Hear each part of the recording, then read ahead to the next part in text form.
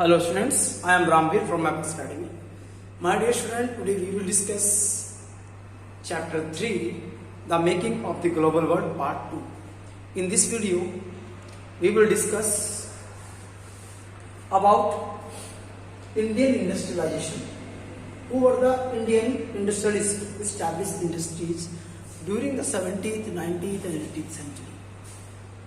आप लोगों को पता है इंडिया में बहुत सारे लोग थे eight that time. They established industries, merchants from one place to another, from villages to cities, towns or urban areas.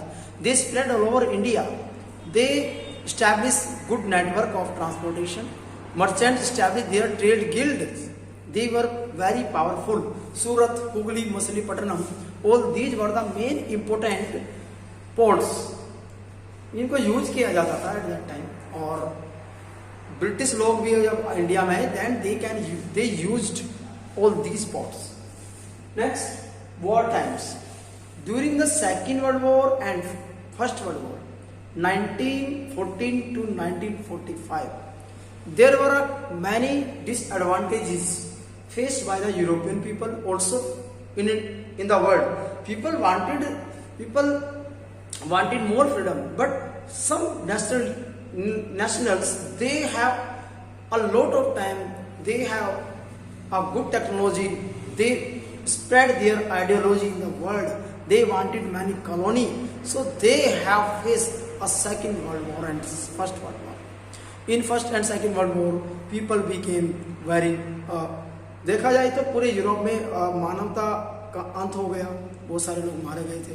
Hunger, hardship people faced, poverty spread all over in Europe, also in the world. But many countries involved in this world war, their economic crushed. For example, Britain was crushed during this war.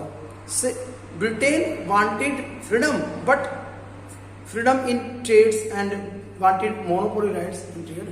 But America ने इसको time से loan दिया eight that time, और America के loan से ही grow कर गया Britain. Next, post वार recovery.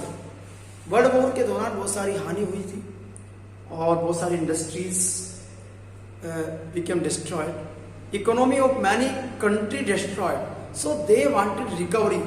इस रिकवरी के लिए उन्होंने क्या किया, उन्होंने जो अमेरिका था, अमेरिका से बहुत ज़्यादा लोन लिया एट दैट कंडीशन, और लोन लेने के चक्कर में क्या हुआ, उनकी इकोनॉमी डाउन होती चली गई थी. ये पोस्ट वॉर रिकवरी हुई थी.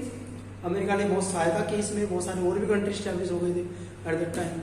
Next, causes of the great depression world war, world and India. Actually world, India में और पूरे वर्ल्ड पर, पूरे यूरोप पे इसके क्या प्रभाव पड़े. एक्चुअली क्या हुआ था, मास प्रोडक्शन हुआ एंड एग्रीकल्चर में इंडस्ट्रियलाइजेशन बहुत स्पीड से चला. यूएसए में चीज़ें ज़्यादा बना गई, वस्तुएं बहुत ज़्यादा थी, but price down. There were not demand of many things, तो इसकी वजह से ग्रेट डिप्रेशन हो गया. The impact of the world great economic depression on the America, that many things destroyed. उनमें धूल लग गई, लोगों ने उनको खरीदा नहीं at that time, so they face many problem. इससे अनएम्प्लॉयमेंट हो गए, लोग, जॉब्स नहीं थी, hunger, hardship, this stiff competition from another country. उनकी इकोनॉमी और जीडीपी जो है डाउन होती चली गई. तो at that time they face this problem. Next, Bretton Wood institutions. After world war second, Bretton Wood institution establish हुई थी. इसके अकॉर्डिंग क्या था, when the IMF, international monetary fund and world bank establish in America to recovery the country who faced many problem during the after the second world war. इसने केवल develop country को, जो rich country थे, उनको loan देना शुरू कर दिया, उनको लोन दिया, और आगे आगे क्या हुआ, दे face many problem that they not paid loan on time. Germany भी इसमें एक था, इंग्लैंड ने भी लोन टाइम से पे नहीं कर पाए थे. तो इसका ब्रिटेन वुड इंस्टीट्यूशन ने ऐसा काम किया. आज भी इंटरनेशनल मॉनेटरी फंड है, आज भी वर्ल्ड बैंक है, but these were doing work democratically. पता नहीं कर रहा है नहीं कर रहा है, बट ये आज भी अस्तित्व में है. Next, decolonisation. After second world war many countries became decolonised. वो आज़ाद हो गए थे. इंडिया, श्रीलंका, साउथ अफ्रीका, बहुत सारे कंट्री ऐसे हैं जो 1945 के बाद बिल्कुल इंडिपेंडेंट हो गए थे. They have lot of the thing, they became developing countries and they wanted more development during this time. But they depend only western countries, उनके सारे रिसोर्स उनके अधिकार में थे, सब कुछ यही सिस्टम चल रहा है। Next G77।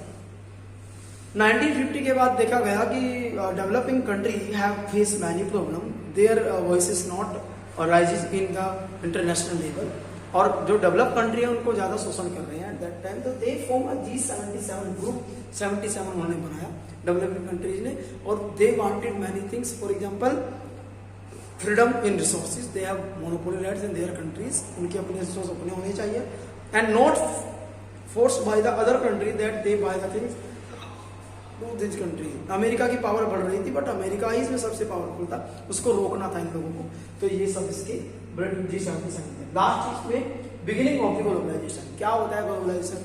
इंटरकनेक्शन होने लगा वर्ल्ड की कभी कंट्री में। अब ये क्वेश्चन खत्म हो गया कि कौन कंट्री ज्यादा इंपॉर्टेंट है, कौन क्या, ये नहीं, अब तो ये होगा कि which country have the maximum number of consumer, जैसे इंडिया, चाइना, इसकी तरफ लोगों का रुझान बढ़ता चला गया, ब्राजील डेवलप होता चला गया, और इन देशों में क्या डिमांड बढ़ती चली गई वस्तुओं की, और आज भी जो है ग्लोबलाइजेशन का उदय हुआ एट दैट टाइम, और globalisation we can take part in this country, and many countries more than lot of the country, मैं तो ये कहूँगा सारे कंट्री आज क्या है, इंटरकनेक्ट है इन ट्रेड, पीपल जाते हैं एक दूसरे के यहाँ पर, एंड टेक्नोलॉजी जाती है एक दूसरे, आती है जाती चली जाती है, तो that is known as globalisation in this period. ये चैप्टर वो अच्छा है स्टूडेंट्स, प्लीज इसको लर्न कर लीजिए। Okay students, bye.